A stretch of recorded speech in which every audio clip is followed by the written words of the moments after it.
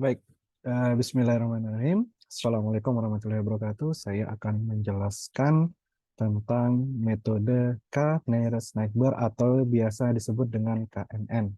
Izinkan saya memperkenalkan diri, saya Andika Boy Saputra dengan NIU 527083. Oke, berawal dari apa itu KNN.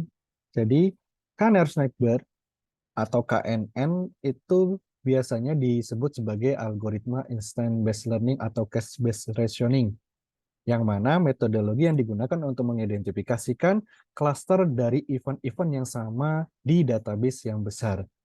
KNN juga merupakan algoritma supervised learning, di mana hasil dari instan yang baru diklasifikasikan berdasarkan mayoritas dari kategori K tetangga terdekatnya. Jadi, kalau kita lihat menurut dari pengertian KNN ini, ketika kita melakukan exploratory data analysis untuk melihat bagaimana penyebaran data kita, maka si KNN ini akan sangat berguna untuk mencari tetangga terdekatnya untuk melakukan sebuah klasifikasi. Misalkan ada beberapa data yang mana data tersebut tersebar sesuai dengan X dan Y-nya atau koordinatnya. Si KNN ini bisa membantu kita untuk menentukan mana yang masuk ke dalam wilayah eh, klasifikasi tertentu. Nanti akan ada studi kasus yang akan saya jelaskan lebih lanjut lagi. Oke, di sini rekan-rekan sekalian, kalau kita lihat algoritma KNN ini menggunakan neighbor classification. Artinya adalah dia akan melihat tetangga terdekatnya mana. Misalkan kalau kita melihat nilai K-nya, jadi K itu merupakan neighbor-nya, atau nilai K ini ibaratnya berapa jumlah tetangganya yang akan dihitung. Apakah 3, apakah 5, dan seterusnya. Bahasanya umumnya adalah ketika nilai K-nya sudah ditentukan untuk memprediksi nilai instansias baru, maka item-item yang sudah dihitung tersebut, dia akan memiliki dikelompokkan atau diklasifikasikan sesuai dengan jarak terdekatnya, menentukan jarak antara sebuah item dengan kelas. Nah, algoritma KNN adalah algoritma machine learning yang bersifat non-parametrik yang mana yaitu membuat asumsi apapun tentang distribusi data yang mendasarinya. Nah, kalau kita lihat gambar di sebelah kiri ini terlihat bahwa ada dua kelompok segitiga warna biru dan bintang warna merah. Kemudian ada data kotak warna hijau. Si KNN ini dia akan menentukan mana jarak atau tetangga terdekatnya yang paling besar. Sehingga KNN ini cuma menghitung saja jarak mana. Misalkan, kalau misalkan K-nya ini kita tentukan berdasarkan contoh K-nya 3, tetangga terdekatnya 3, dia akan mengecek apakah ini terdekat, apakah ini terdekat, atau ini yang terdekat. Nah, kita lihat mana yang paling banyak. Apakah segitiga warna biru ini ada berapa yang terdekat? Oh, ternyata 2 yang terdekat di antara dari segitiga bintang dan segitiga ini. 1, 2. Sedangkan kalau bintangnya hanya 1, maka yang kotak ini otomatis akan masuk ke dalam kelompok yang segitiga biru. Nah, biasanya KNN ini juga rekan-rekan sekalian itu disebut sebagai atau bersifat lazy learning, algoritma yang menggunakan titik data training untuk membuat model. Atau bisa dikatakan bahwa KNN tidak ada fase training, walaupun ada juga yang tapi sangat minim ya rekan-rekan sekalian. Contoh, saya beberapa kali, kasus menggunakan metode KNN ini untuk melihat atau membandingkan dengan metode yang lainnya juga. Nah, tujuan dari KNN untuk mengidentifikasi tetangga terdekatnya dari titik query. Contohnya misalkan yang kotak hijau ini menjadi sebagai titik query kita. Kira-kira mana nih yang tetangga terdekatnya? Maka itu akan dihitung dan dilabelkan apakah masuk ke bagian yang bintang. Jika ini kelompok, ada 2 kelompok ya, rekan-rekan sekalian. Apakah ini dia segitiga biru dan seterusnya. Nah, kalau kita lihat, berarti si KNN ini akan melakukan mencari tetangga terdekatnya atau bisa dikatakan distance metricnya, mengukur jarak antara satu data dengan data yang lainnya, satu titik ke titik yang lainnya. Sehingga di dalam KNN ini pun ada beberapa jenis distance metrik. Untuk menentukan titik di mana data yang paling dekat dengan titik query tertentu, itu disebut sebagai distance metriknya. Metrik jarak ini membantu membentuk batasan keputusan yang mengarahkan query partisi ke kelas yang berbeda. Jenis perhitungan jarak pada KNN seperti ada namanya Euclidean distance, Hamming distance, Manhattan distance, dan Minkowski distance. Apa itu distance yang tadi saya sebutkan? Kita akan jelaskan. Yang pertama berkaitan dengan Euclidean distance. Kalau kita lihat, Euclidean distance ini seperti kita menghitung vektor akar kuadrat dari jumlah selisih akar kuadrat antara keduanya. Jadi modelnya seperti garis ini rekan-rekan sekalian. Jadi antara garis P1 ke P2. Intinya dari query 1 ke titik yang berikutnya untuk mengecek tetangga terdekatnya. Perhitungan ini seperti mirip teorema Pitagoras, rekan-rekan sekalian. Maka Euclidean distance ini juga disebut sebagai Pythagorean distance. Rumusnya adalah seperti yang terlihat di bawah ini, rekan-rekan. D dalam kurang XY, maka sigma X1 dikurangi Y1 dipangkatkan. Nah, ini Euclidean distance. Jadi, rekan-rekan sekalian, di sini X1 Y1 koordinatnya, dan di sini P2, X2 Y2. Maka itu yang akan dikurangi dan dipangkatkan serta diakarkan, rekan-rekan sekalian. Nah, Euclidean distance ini memang cenderung lebih sederhana ya rekan-rekan, karena lebih mirip dengan teorema Pitagoras mencari jarak terdekatnya. Yang berikutnya adalah Manhattan distance. Nah, kalau Manhattan distance ini seperti kita berjalan mencari blok-blok. Atau kalau bisa dikatakan adalah city block distance. Dia akan ngecek dulu nih. Misalkan di sini ada kondisi di titik A, dia akan menuju titik B, maka dia akan mengecek nih blok-bloknya. Seperti membuat kotak-kotak seperti ini, baru dia kalkulasikan seperti itu. Manhattan distance adalah metrik ukur yang umumnya digunakan untuk menghitung jarak antara dua titik data dalam jalur seperti grid. Nah, seperti grid itu maksudnya seperti apa?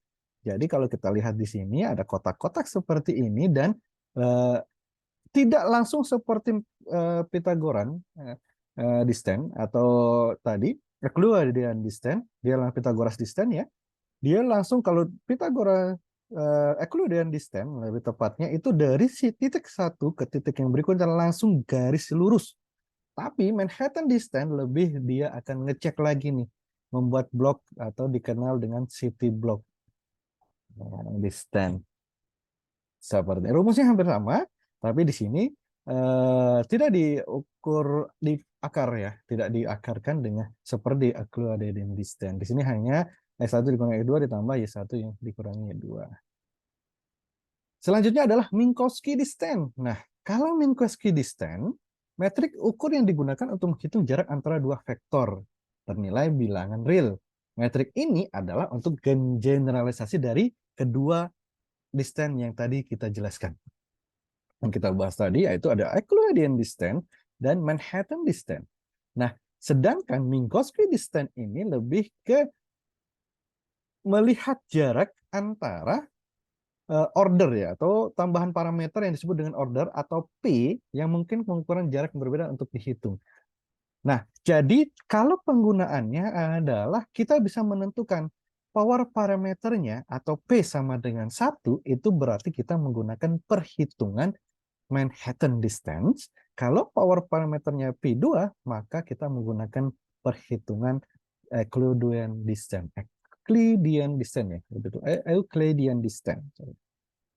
Nah, kalau kita bayangkan gambar sebelah kanan ini tandanya adalah kalau P1 tadi dari sini ke sini itu sudah Euclidean distance ya, melakukan dengan Pythagoras, sedangkan Manhattan distance adalah dia melakukan dengan metode block city block. Nah, tergantung kita pemanfaatnya seperti apa memilih. Apakah kita menggunakan P sama dengan 1, P ini bisa disebut sebagai power parameternya atau parameter atau ordernya. Kalau misalkan P sama dengan 2, berarti kita menggunakan Euclidean distance ya, rekan-rekan sekalian. Nah, ada juga rekan-rekan sekalian Chebyshev distance. merupakan perhitungan jarak dari dua buah titik dalam sebuah vector space. Ini biasanya dikenal dengan papan catur distance atau chessboard distance. Mengukur besarnya nilai mutlak dari koordinat pada sepanjang objek, di mana adalah jarak Chebyshev dari titik X ke titik Y. Nah, kurang lebih seperti ini. Kalau ini dari sini, dia itu larinya Euclidean distance. Sedangkan kalau dari merah garis merah ini Manhattan distance, sedangkan Chebyshev distance bisa dari kiri ke kanan dan seterusnya. Lebih mirip seperti jalannya papan catur ya. Lalu bagaimana dengan kapan kita menggunakan uh, Euclidean distance, Manhattan distance, Chebyshev distance, tergantung. Biasanya kita akan melihat uh, datanya seperti apa. Kita coba misalkan hypertuning parameternya. Ketika nilai K-nya sudah ditentukan, kita coba menggunakan power parameternya. Kita tentukan dengan Euclidean maupun Manhattan dan seterusnya. Tapi nilainya masih rendah dan akurasinya rendah, maka kita melakukan simulasi dengan mengganti distance yang bisa kita gunakan seperti yang kita bahas sebelumnya. Nah, alurnya seperti apa? Jadi alurnya itu adalah kalau kita perhatikan rekan-rekan sekalian, pertama kita tentukan parameter K-nya. Nah, di mana parameter K ini kalau misalkan kita menggunakan di program Python atau menggunakan scikit-learn, itu para K-nya adalah defaultnya itu 3 maupun 5 atau 5 bisa. Nah, hitung jarak antara data yang akan dievaluasi dengan semua data latihannya. Urutkan jarak yang terbentuk dari yang terkecil hingga terbesar. Tentukan jarak terdekat sampai urutan K-nya. Pasangkan kelas yang bersesuaian. Cari jumlah kelas dari tetangga yang terdekat dan tetapkan kelas tersebut sebagai kelas data yang akan dievaluasi. Di sini berarti ini step by step cara menggunakan atau prosedur pada algoritma KNN. Contoh, misalkan seperti ini rekan-rekan sekalian. Kita coba mengklasifikasi data yang baik dan data yang buruk. Berikut ini merupakan data latih. Data latih. Tentukan kelas pada data baru yang memiliki nilai X sama dengan 3 dan Y sama dengan 7. Kalau misalkan ada data di antara data baik dan data buruk ini, kira-kira data tersebut masuk ke bagian yang mana? Itu intinya. Jadi, data pertama misalkan ini yang sederhana ya, contoh sederhananya, dia koordinatnya 7 dengan Y-nya juga 7, itu berarti kelasnya buruk. X7, Y4 itu kelasnya juga buruk.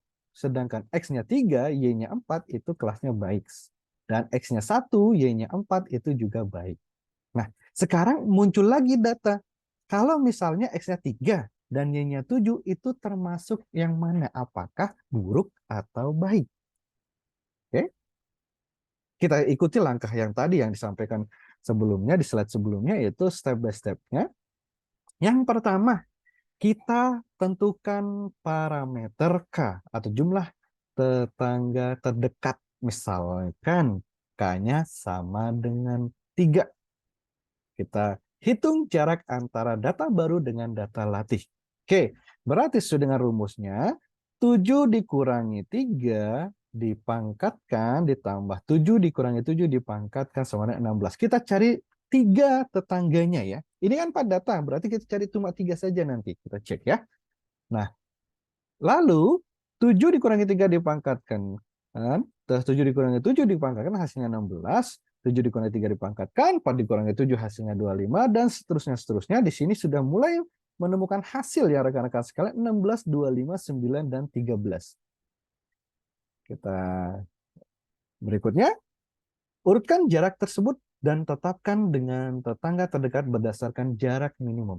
Kalau kita lihat rekan-rekan sekalian, 16, 25, 9, 13. Berarti jarak yang paling dekat dengan koordinat X, Y, yaitu 3 dan 7 adalah 1, 9. Itu terdekat. Berarti itu jarak minimumnya adalah kita kasih poin 1. Setelah itu 13. Itu jarak terdekat. Kita kasih poin 2. Dan 16 poin 3 dan sisanya 25 itu poin 4. Kalau kita kelaskan berarti tandanya Yang satu ini baik, yang dua ini baik, koordinatnya ya 1, 2 ini, 3, 4. Ini kan 3, 4, 1, 4 ini termasuk yang kelas baik. Sehingga ini koordinatnya satunya baik, duanya baik. Sedangkan tiganya buruk. Akhirnya karena dominan lebih banyak atau dua dari tiga tetangga terdekatnya kita cek, ternyata dominan itu baik. Dua yang paling besar nih baik. Sedangkan buruknya hanya satu. Sehingga data tersimpulannya, data baru tersebut termasuk dalam kelas yang baik. Ini salah satu contoh penerapan dari Euclidean distance yang tadi yang kami jelaskan di depan ya rekan-rekan sekalian. Jadi sederhananya adalah kita mulai menentukan jaraknya. Kalau misalkan kita punya, ini sampel data, kita punya data 4, berarti kayaknya kita anggap saja 3, sehingga kita bisa menentukan dia itu kelas baik ataupun kelas buruk. Kalau misalkan diganti jarak data barunya, misalkan 4 dan 7, kita hitung kembali dan kita peringkatkan, baru kita kelaskan masuk ke mana. Apakah itu baik atau buruk? Jika dominan baik, jika dominan baik maka dia termasuk ke dalam kelas baik, dan jika dominan buruk maka dia termasuk ke dalam kelas yang buruk. Lalu kelebihan KNN itu apa? Rekan-rekan sekalian, kalau kita jabarkan, pada dasarnya metode KNN ini mudah diterapkan dan mudah beradaptasi. Memiliki sedikit hiperparameter seperti P1, P2 ya, kalau misalkan seperti itu parameternya tinggal kita tentukan saja. Kekurangannya apa? Tidak cocok atau tidak berfungsi dengan baik pada dataset berukuran besar ya rekan-rekan sekalian. Apalagi datasetnya itu jaraknya terlalu sempit ya, ibaratnya jaraknya terlalu sempit sehingga akan susah untuk melakukan kelas atau klasifikasinya. Kurang cocok untuk dimensi yang tinggi, perlu penskalaan fitur sensitif terhadap noise data, missing value, dan outlier. Memang noise data, missing value, outlier itu memang bagian dari EDA, Exploratory Data Analysis, tetapi ketika langsung kita cemplungkan datanya itu tanpa EDA langsung menggunakan KNN itu sangat itulah tidak membantu ya rekan-rekan sekalian. Baik, itu pemaparan saya berkaitan dengan KNN. Semoga bisa dipahami. Terima kasih. Assalamualaikum warahmatullahi wabarakatuh.